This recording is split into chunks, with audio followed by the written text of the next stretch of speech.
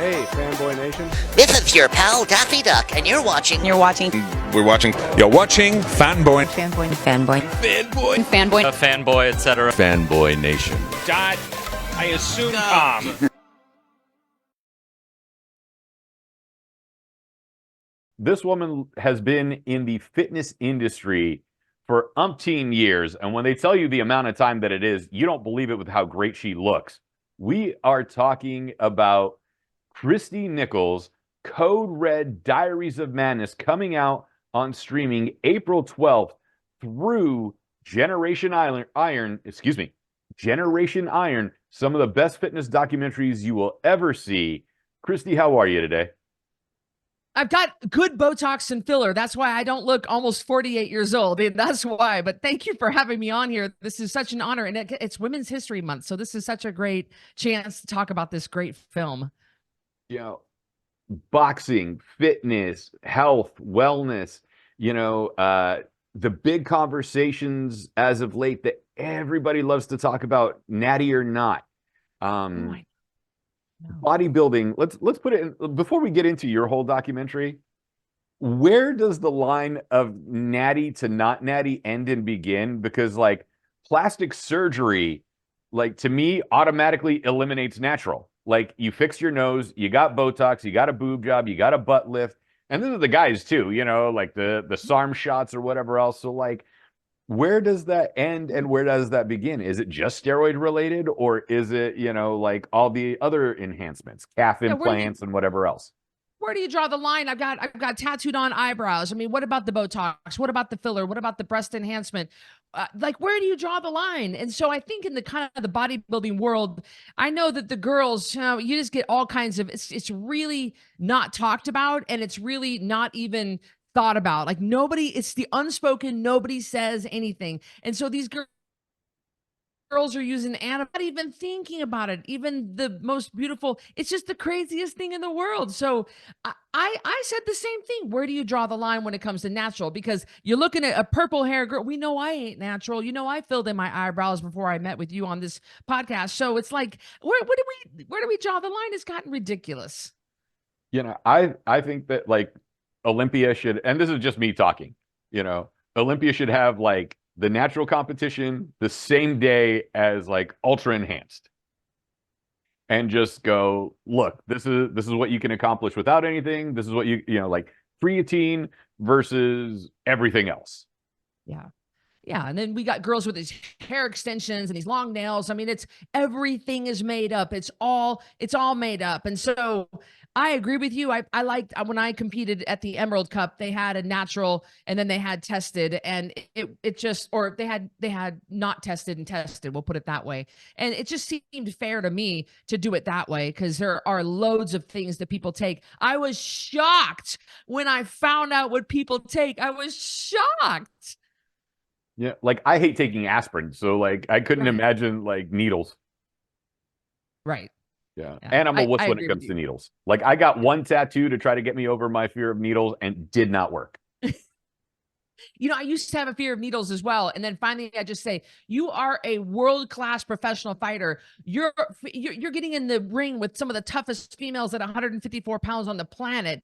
And you are afraid of getting a blood draw. Like, knock it the F off, Cristy. And then I just got over it.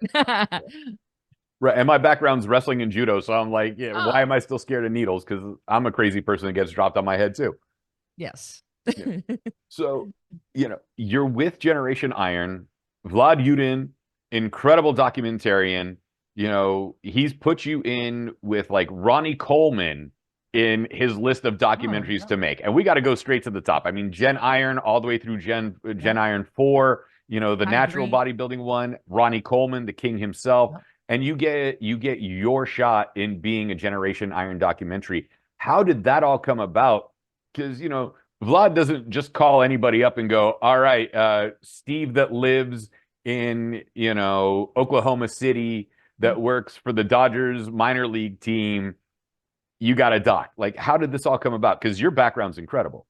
Thank you. Well, they've done over 50 films, and I'm the very first female to be featured in my own film. And so I have a very good friend named Chris Gethin, who is a world renowned bodybuilder and trainer, and he trains Riddick over in India. He's just incredible. And he's a very good friend of mine. He lives right down the road. And so I was talking to him, and I said, this was before we started filming. I said, Chris, I tell you what, I'm so sick and tired of my own bull crap. You know, I've maintained this high level for so long, and I've just let myself go. I'm gonna get back on stage. And he goes, I can't do as well. I will butcher his accent from Wales. So I'm not gonna try to do it. But he said, Cristy, he said, you're gonna get back on stage after 20 years of being out of competition at 47 years old. And I said, I'm doing it, Chris. And he said, well, hold on. I'm gonna make a phone call to Generation Iron and see if they want to film a documentary. So he makes a phone call. I got this girl who's done a lot of TV. She's very accomplished in her own right. And she's going to make a comeback. I think you guys need to be on board with this. I got a call that day from Generation Iron, and they said, let's talk about this. Let's talk about turning this into a film. I can't believe they signed me. I mean, I know what I bring to the table. As you can see, I have a lot of energy, and authenticity wins every time. And you'll see this in the film, that I'm authentic, and it's going to resonate with a lot of people. And I think we were on a Zoom like this, so they could see me. And they just said, this is gonna be a hit show. This is gonna be a world changer. And it turned out the film is amazing. So I'm really glad they took a shot with me. Listen, anytime I get a call and they say, hey, Generation Iron put out a doc, you want to review it, you want to interview somebody, I was like, of course. Like, don't twist my arm. They put out really good stuff. I'm a big fan of their work. So I was a little bit like, wow, but I knew it was going to make a good film. I knew it was going to turn out good, and they were easy to work with. I'm easy to work with because I operate more like a guy. I'm very cut and dry, very non-emotional. I follow instructions. It's just very rigid, and I communicate, and we just get it done. I'm where I need to be. And we filmed, I mean, we had 3 terabytes worth of footage, and they took them a year to go through all the footage to get all of it and sorted out and edited the whole film, because there's just so much footage. They told me to turn in footage. I turned in footage. They sent film crews with me wherever I went. We did it. We did it the right way. And you can see it in the film. I mean, they just did such a great job with the editing and the storyline. You walk away feeling so good about it.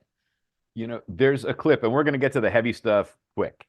All right. There's a clip that it's already on YouTube. So we're going to link everybody to it. I'm going to splice it in right here.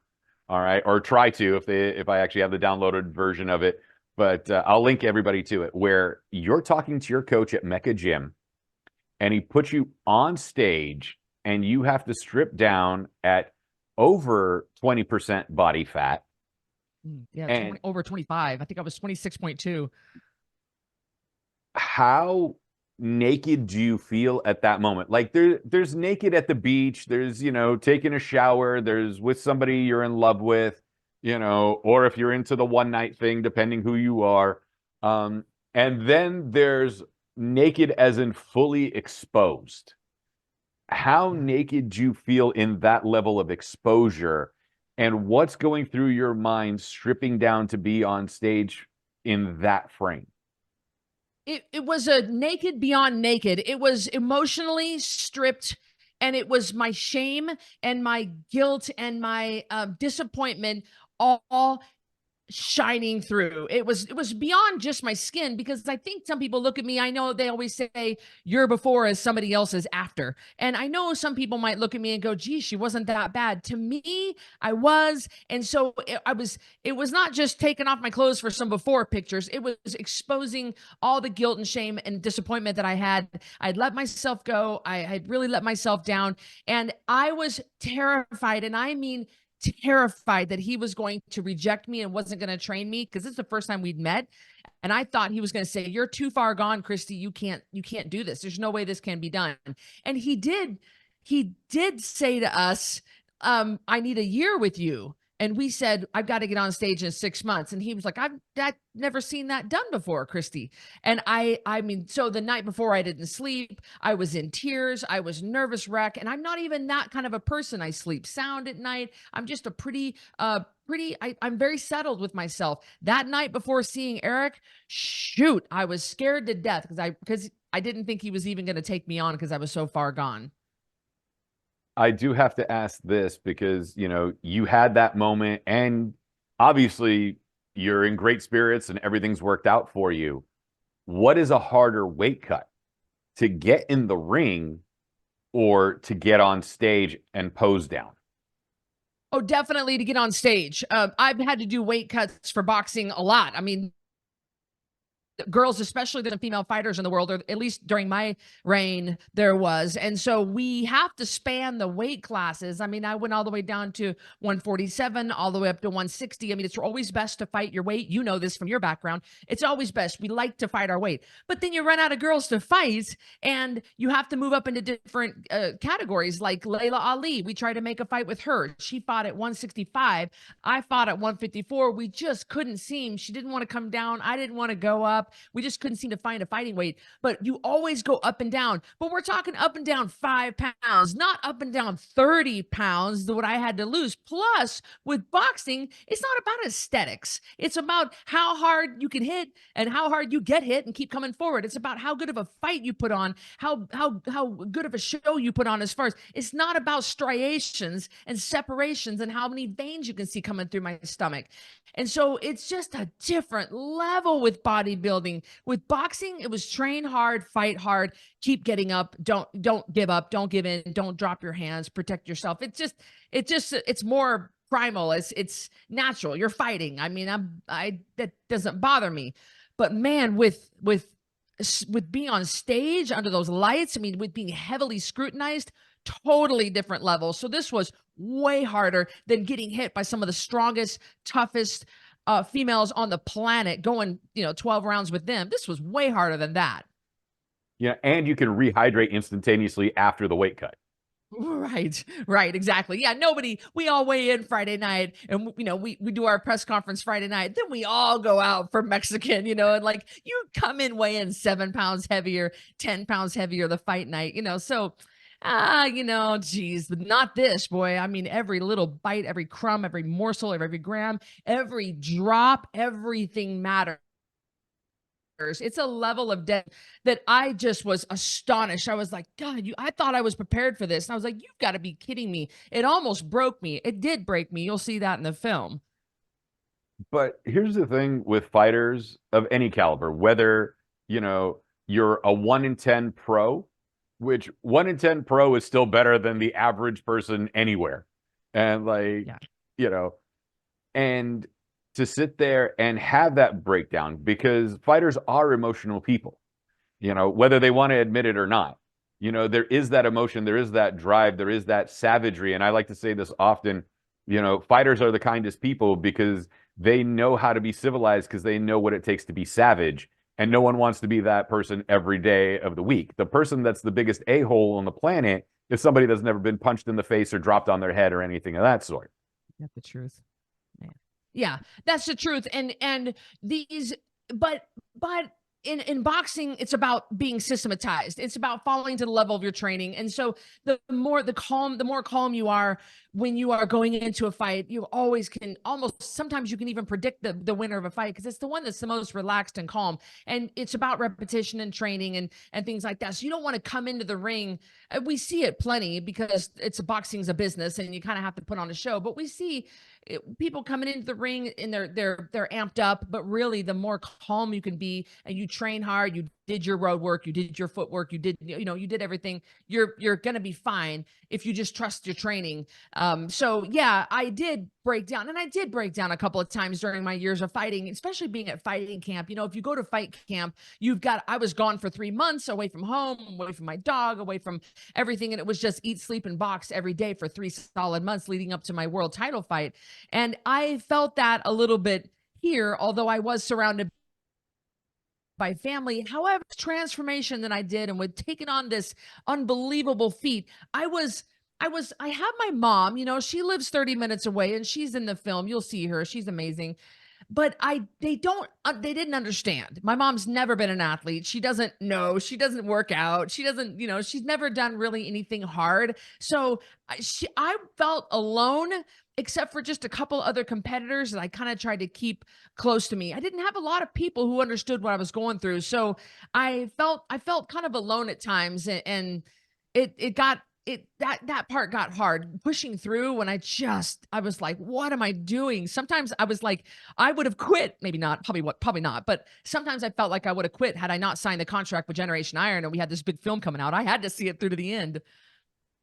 And seeing it through to the end, what's a sweeter victory, having your hand raised in the ring or making that 6-month near impossible cut and just walking on that stage? That's a really good question. Especially since there's a lot less bronzer in boxing than there is in bodybuilding. Yeah, right.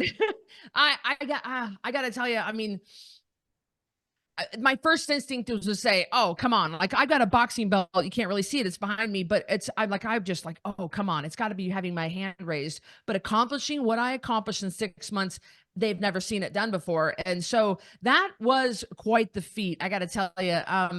But as far as accomplishments go, I think it was what I did in the film. But as far as my just Cristy getting through a fight, that feels better. Winning a fight against a really tough girl, being knocked out. One time I fought this girl, I was knocked out on my feet. I just didn't go down. It was the 5th round and I grabbed onto her and I remember I blacked out and I was just like, shoot, I'm going to go. I clenched onto her and I held onto her and took a couple of deep breaths until the ref up, but I should have probably gone down. She hit me good with the beautiful uppercut and I ended up going on to win that fight. Man, that felt good. So I don't know. That's a great question. Earlier this morning, I spoke with a first-time screenwriter and filmmaker. He wrote the play, he wrote the picture, and he directed it, and he's in his 50s, and this is his first film ever. You at 47 came back into an industry that you kind of put on the shelf. What is it about people in our generation of Gen X, where even though, yes, we're older now, we still have that Rocky Balboa moment of there's still fire in the basement, and I'm quoting the movie because I just saw it the other day. And he's like, what, you haven't peaked yet? What is it about our generation that we still have that drive that like, all right, I never got to make a movie in my 20s. I'm 50. I'm going to do it now. I haven't walked on stage in 20 years. I let myself go way too much. I'm going to get back in shape and make it happen. What is it about us that has that drive? You see a lot of these funny TikToks talking about Generation X, and all of them are 100% true about us. We raised ourselves. We didn't have car seats. We didn't have, we all got beat with a spoon. We all got whipped with a belt. Like we are a tougher generation. And I don't really care what you guys think. We are a tougher generation and it's gone downhill since then. But so I know that we are just tougher anyway. And I was raised by a disciplinarian father who was a police officer and our local minister who was absolutely very, very, very hard on us girls. I was just taught early on, we were just raised very, very tough. And there wasn't one little inch tolerated from my parents. They were very strict on us. And so I think I grew up tough. So that's good. I think Generation X is just generation that's tougher anyway. And so, but then you take Cristy Code Red, who is, I think I'm wired a little different. I think I'm always looking for, I hiked rim to rim of the Grand Canyon, did it in record time. I hiked up Mount Whitney, did it in record time. I try to take on these hard things. I even started boxing later than most people start. And I ended up excelling in that. And I think and I know that, by the way, that helped me in this sport because all of it's led me to this. So I know that I'm not one of those people that say, yeah, all I need to hear is you can't do that. And that'll make me do it. No, society had given up on me at my age. As far as bodybuilding goes, I'm way too old. Society said I couldn't do it. Society had written me off. Bodybuilding certainly had written me off. I was laughed at. I mean, I was laughed at the first time I got on stage 20 years ago. And so I said, nah, it's the hardest thing I could think of to do other than get back in the ring, which I have a head injury, so I can't get back in the ring, or I probably would have. And so I chose this because it is the hardest thing that I could have accomplished and the furthest thing that could be accomplished. It just like, this is no way. why? And I'm like, well, let's just see if we can do it. Let's just see. And it worked out. All right. So what is a crossover exercise that you could do for boxing that helped you in your weight cut for bodybuilding? Running.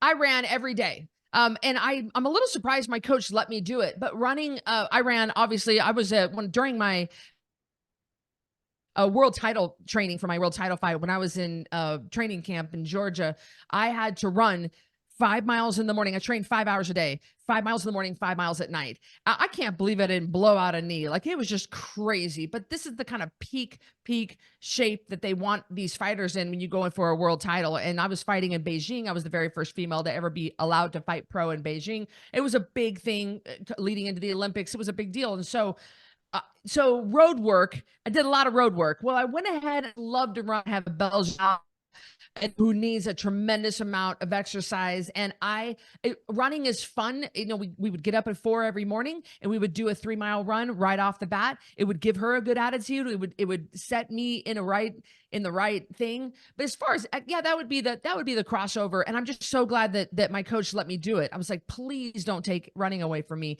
I really love it. I enjoy it. I can get in my steps. I can get in my morning cardio, and it was great, and it helped to lean me out. I'm pretty sure. And my run times got so good. I mean, as I got leaner and lighter, I was flying down the road. Like, I would see these run times and I would send them to my coach. I don't think he really cared. Like, that's not his sport. He's a bodybuilding coach, And I would say, look at that. That's a 7:19. Like, I mean, I've never run a 7:19. And he was like, yeah, good job. Go eat your meals, So definitely running was crossover between the two sports for sure. You are definitely a weirdo. Like, I like running. No, there's something off. I do. When I blew out my knee from wrestling, and the pain medication wore off, I was sitting there in a knee brace. They're like, "How you feeling?" And I'm looking at my knee brace and goes, "I never have to run again." Like, that was my first reaction. There are other ways to do it. There are other ways to skin a cat, as they say. Right, but I was so happy that I never had to run another mile in my life because of it. It's funny. Yeah, I know. And I know some people hate it. I enjoy it. I tell you. Yeah. Swimming, put me in a pool all day long. I'll be fine. But like, to actually run just from here to there, no, because you forget you got to turn around at some point. Right. Yeah, I think swimming would be my idea of personal hell. I would not want to swim. So that's funny how we definitely think opposite about that. Yeah. So with everything that's going on, and the documentary is going to be a huge success because, one, it's Generation Iron, two, it's you, and you're just a big ball of energy and delightfulness. Even in low points, you still have that drive, and it shows in the documentary. Like, where the average person would have given up or the average person would have broken, you didn't break in the sense of complete quitting. Like, it's almost like you took a nap, or you took 2 days off to regroup and then come back from it. How do you keep yourself from quitting? Is it because the camera crew's there, or is it just who naturally Code Red is? I wish I could sit here and say that I'm just naturally like, oh, I've got this David Goggins kind of drive. But the reality is I would have, yeah, I mean, I'm nothing if I'm not authentic. I got to give it to you guys straight. I probably would have cheated on my diet. I mean, I remember one time I saw somebody left a half-eaten Sonic meal on a sidewalk, and I was walking by with my dog, and I saw that, and I thought about actually eating it. It was a chili cheese dog, and I mean, that's how. And then I was like, no, I got to check in with Eric the next day. So I wish I had this David Goggins kind of an intrinsic drive, but the reality is a lot of times I pushed through because I knew I needed to finish this contract, as we had a contract to film. And I knew that the world was going to be watching to see if I did it, to see if I showed up, and to see if I did what I said I was going to do and did what I set out to do. And then and so I think I let myself off the hook a little too much when nobody's watching. But then again, I don't. I do have this intrinsic drive. It's not David Goggins level. Very few people are, but it is a drive to get up and work out and eat right and do what I need to do. But for the film, if the camera crews hadn't been rolling, I think I might would have pulled through the Krispy Kreme drive through a couple of times. All right. So what is the ultimate cheat meal then? Oh man, Like yeah. not just the ultimate cheat meal, but like the also breaking fast Yeah. meal at the end. You come off stage, obviously there's adrenaline, show's over, you go out to dinner. What does that cheat meal look like? Or And what we was did that cheat that. meal and then what's the regular cheat meal? Yeah, we did that. And I think coming off, because I was so empty, you come in, well, everybody's different, but there's a way to manipulate carbs and water, and you just got to be really careful with that meal coming right off stage, because your body's depleted, and it'll suck on, it'll just blow it up like a tick if you're not careful. So the very first meal I had when I came off stage was just a little bit of sushi, my favorite. I think if I was on death row, it would be some sushi. And so we had a little bit of sushi, but I think the meal the next day I had a burger. But if I am feeling here, I live at the top of a high-rise hotel, and I can look down and see a pizza place right down here. And it's really easy to order from them. All my followers are going to be like, I can't believe Cristy is saying this, but it's really easy. They're cheap. They're good. That's the struggle for me, is like, I'm just going to go grab a quick pizza. But nowadays, people recognize me, and they might, like, I could be reaching for some junk food somewhere in an aisle, and they're like, Cristy Code Red, hey, I read your book. Can I get a picture with you? And it's like, a guy came up to me in the Delta Lounge, and I was putting a Danish in my mouth, and he said, he had his wife on the phone. He said, Cristy Code Red. And I said, yes. And he goes, we're a big fan. My wife has lost 47 pounds on your program. She wants to say hi. And she turned the phone around, and I had that Danish in my mouth. So I got to be careful, but it would be pizza if I had to choose, because it's right down here and it's really, really good. I dig it. All right. So I ask everybody this question thanks to Generation Iron. You're allowed to only do total body workouts from now on. 3 times a week, total body lifting. What is the one exercise per body part that you choose? One exercise per body part. So what would the Okay, it's chest gonna exercise be, the back exercise, yeah. and so on? Mhm. You really want to do a push pull hinge squat, but that's 4. So I would definitely do the squat. I would pick some sort of just throw in barbell back squat, or even a goblet squat, some sort of a squat, nice and heavy. I would do pull-ups for my back. And for my chest, I would do push-ups. I would keep it simple. And I know it's like, gee, I mean, you watch my Instagram. I do pre-bed push-ups every single night, and I film them, and I'm in my jammies and I'm filming them. I mean, I do push-ups all the time, constantly, all day long. It doesn't take much. I mean, everybody can do them. So I would do a squat, I would do a pull-up, I would do a push-up. I would keep it simple. Those are just the 3 basic exercises that you'd keep going with.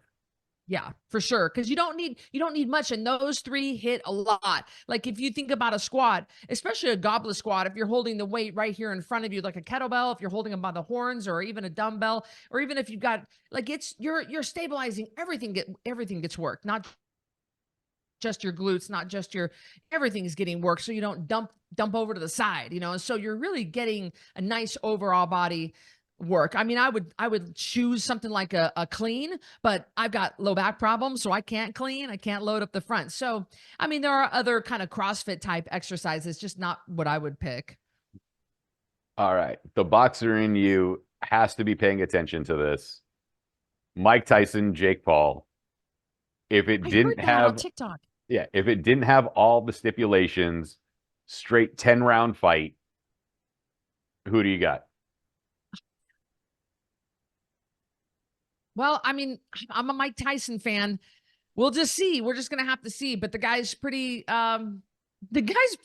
What kind of age? We're talking a pretty big age difference here. And I hate to bring up age, because I know that I'm the one trying to fight against the age here, saying you can't tell me I can't do it.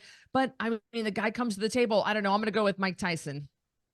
I saw that exhibition with Mike and Roy Jones Jr., and I was just like, I don't think Mike thinks this is an exhibition anymore. Yeah, right. I mean, it's amazing. It's amazing. That the kind of power is, never seen anything like it. He's amazing. That uppercut, shoot.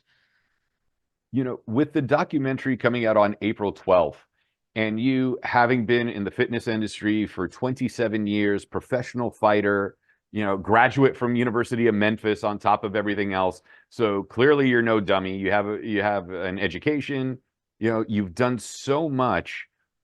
What do you want people to pay attention to this go around and in the documentary? Like, you know, myself, at one point I had ballooned up to 370 pounds, just stress. My dad passed away, a million other things came in, and all the heaviness just sat in. I dropped 60 pounds since then.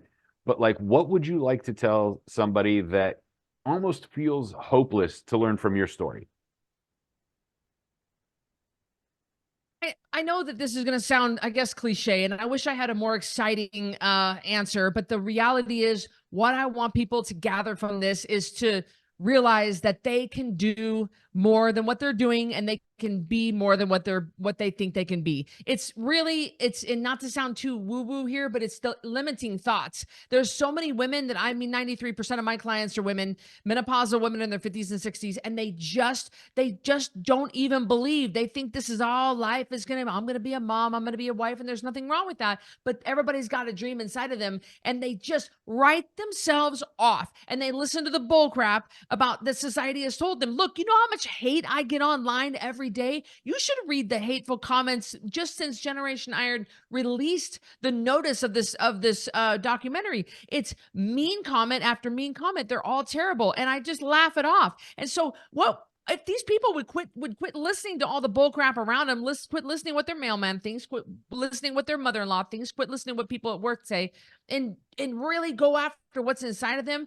They really can do it if you just, I hate this. I know it's going to sound so cheesy, but believe that you can. Put your mind to it. Get proper coaching. Get a proper plan. And just, they're listening to all the crap around them. I never would have gotten this far. I never would have a $10 million award behind me. I never would have. I went from food stamps to 10 million in 3.5 years. I wouldn't have accomplished anything had I listened to the naysayers around me. Nothing, not even a fraction. And so I really want people to finish this film and think, wow, what can I accomplish? If she can do it, I can do it. I like that answer. Thank you. Yeah. April 12th is coming pretty quick. It is after Women's History Month, but it's also very much a standalone project because we need to let you shine on your own. What would you like young girls that are thinking into getting into combat sports? You know, the wrestling club I belong to, we have a couple of teenage girls that are, you know, going into high school that are going to be wrestling in high school. High school programs and college programs now have women's wrestling, which is fantastic. Women's MMA has taken off huge. Women's boxing is still in the zeitgeist as well. What do you tell women that want to get into combat sports now after you were part of that Cristy Martin, Layla Ali generation that opened the door for everyone? If they want to get into actually competitive and like maybe even professional combat sports, you have to get a good manager. You've got to get people around you who are going to look out for you. It is shady, like I can't even believe shady. And I think we talk about this in the film. You know, my manager wanting me to sleep with him or sleep with the promoter to get better fights. It's shady. So you got to have a team of people who've got your back, that look out for you, that aren't going to match you up with the wrong matchup that you're not ready for, that you're just not ready for, just because it boils down to just some kind of backroom shady business happening. So it's not and unfortunately, this is the reality of women in sports. It's 50% how well you fight, 50% how well you market yourself. So learn how to market yourself, be smart, get a good team around you, and you got to get out and promote. You've got to get butts in the seats. And these girls are like, it doesn't matter how well you fight. That's only 50% of this. How many can you sell tickets? And I learned that early on, which was why I got so many great fight opportunities all over the world. Is because I'm dynamic, funny, and engaging, and I get butts in the seats. So you want to be a fighter and you actually want to make money doing this. It's not just about fighting, it's about promoting, and you got to watch your back, Jack. All right. I want to go back to something you said earlier about your dad. All right. you said your dad was a police officer and a minister. Mhm. That has to be the hardest confessional to attend for a congregant where they could be incriminating themselves to a local police officer. Right. Yet he has to separate himself from being the law to being the advisor. Like, how interesting was that growing up in like your dad knowing who the criminals in the confessional were? Oh, 100%. Yeah. I mean, and that was that's touchy. And my town was only 2,000 people. So it was a small town to begin with. And people knew everybody's business anyway. And believe me, our life, us three girls and mom and dad, it was a fishbowl life for sure. So we knew. Now, my dad is extremely confidential and he ends up becoming, he has two master's degrees and one of them was an LCPC. So he's a licensed counselor. And so he's confidential. I mean, he was so confidential. My whole life, he never talked about his work. I never told us about things, never told people about things. That's just really great. So he made such a great cop and for so many reasons. And a lot of it was just keeping a lot of that stuff confidential. And this was back in the 70s, 80s, so it was a different back then it is now. And then he made such a great minister because of the same reasons. And so I'm surprised that he could manage it. So well. At one point, he got out of law enforcement and became our county coroner. And I remember him being up on stage in front of the congregation preaching a sermon, and his beeper, because it was beepers back then, guys. You guys don't know. His beeper would go off and he would lift it up and he'd go ahead and close in prayer. We found out he had a dead body call. He had to go pick up a dead body. And so he'd close the service and then go take the hearse and go pick up the body. And so it was quite a life growing up, but he managed it so very well as far as keeping everything separate and compartmentalizing and still being a great dad to us girls and a great provider. Is your dad still with us? Because I know you said Yeah. your mom's about half an hour away. Yeah. He lives in Kentucky. Okay. What's it like for your dad to see you now having a career resurgence in wanting to step on stage, having been that disciplinarian and having been that minister role in your family as well? And what's your mom's reaction to it? Oh, you'll hear that in the film. That's hilarious. My dad isn't in the film. I don't know why the producers didn't want to, they just didn't interview him. I know that growing up, I would the congregation would be so interested in my boxing. My dad didn't even want to talk about it. I was like, Dad, I have another fight coming up. And he was like, how's school, honey? He didn't even want to acknowledge it. And so then the congregation would ask him, did Cristy win her fight last night? And finally he'd go, good morning, welcome to church. Cristy won by 5th round knockout last night. Everybody go, yay, and then he said, let's bow our heads, and he would start preaching. So, and then he ended up coming to watch me at Madison Square Garden. He did not like the sport. He didn't like the sport. My mom ended up being much more supportive of it. And then getting back on stage in bodybuilding, neither one of my parents are healthy. They don't live a healthy life. They've never exercised. They don't, my mom eats pretty healthy. My dad is not. He's had a heart attack. He's had he's got multiple blocked arteries. He's overweight. He's not healthy. And so he doesn't understand at all the drive to want to be a competitor, to be a bodybuilder. He has 2 master's degrees, intelligent, and he's written books before, he's driven in other ways, but physically, no. He won't even follow doctor's orders to even walk 30 minutes a day. It's super frustrating. So we don't talk about it. I know he's proud of me. I know he loves me. But he's not interested. He's not really interested in the film. He's not really interested in what's going to come of it. I mean, I think he wishes me well and he wants me to be happy. I think more than anything, he'd probably like me to have a husband and, and maybe just, kind of settle into a normal life, which is fine. I understand that. But he's just doesn't take a lot of interest in, I think that it's been so many years that mom and dad have watched me do so many extraordinary things that it was like, what else is Cristy going to do? I mean, who knows what's going to come after this film, another spinoff film. I mean, who knows what's going to happen? The kind of stages I've been on are huge. So I don't think anything surprises my dad anymore. My mom definitely could not see the appeal. And you'll see this in the film. She just couldn't see she was supportive, but she was like, what are you doing? This is ridiculous, honey. And like I put on a little bit of weight and I'm like, I don't like this, 5 pounds. I don't like this. I'm fat. I don't like this. And she's like, you're fine. How moms are. So My parents don't really get it. Right. And you know, just tell your dad this, all right? Since I have a master's degree in theology, and your dad and I could probably have conversations about this. Oh, Tell your dad it's very great that cool. he knows Jesus. He just doesn't need to see him face to face yet. Right. Not ready to go meet Jesus yet. Come on. I love it. Yeah. Because you want him around, because you know you have two sisters. I don't know if they're married and have kids, but you know, if he's a grandfather, he needs to see them grow up too. Yes, that's right. Oh, I know it. I've kind of made my peace with him, you know, when he had his heart attack and we thought he was going to die. He just kind of didn't care about it. Didn't and I just said, you know what? He's going to do what he's going to do. I can't make the man. And I could just say, hey, dad, I love you. And thank you for being a good dad growing up, and kind of just do that. Just kind of end it like that.